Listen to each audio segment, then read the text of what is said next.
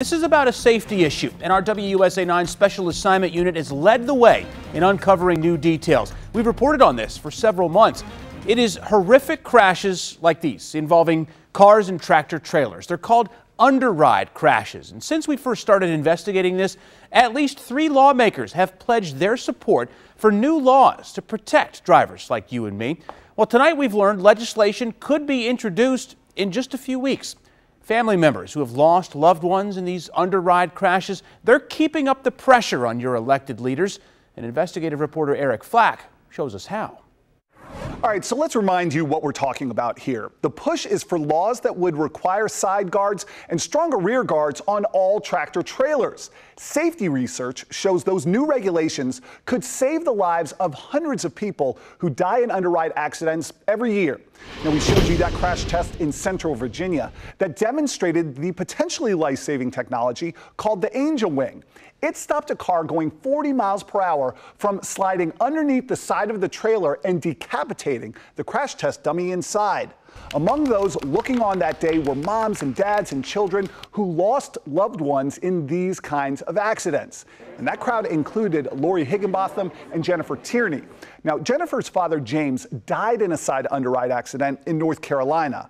Lori lost her son, Michael, just 3 years ago, the same way in Tennessee.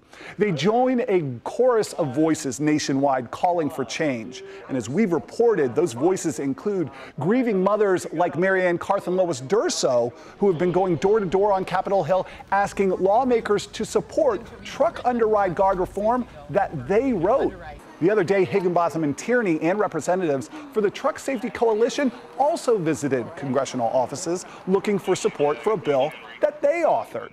Tierney believes they are closer than ever to getting new laws passed. And what we're hoping for is that the best bill that will protect people from dying and being injured in these crashes is what moves forward, and a bill that honors all the victims and survivors of these crashes. So you don't really care whether it's your bill or their bill or what bill, as long as something gets passed? We want something passed that is comprehensive.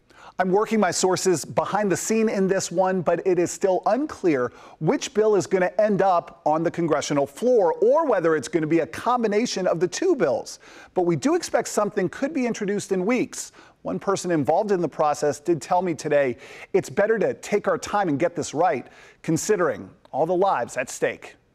Eric Flack, WUSA 9. Now, the trucking industry isn't completely on board with this plan. One of the reasons, they claim the weight of that Angel Wing side guard. It forces trucking companies, it would, to remove payload and add even more tractor trailers on the road, which they say would erase any overall safety benefits.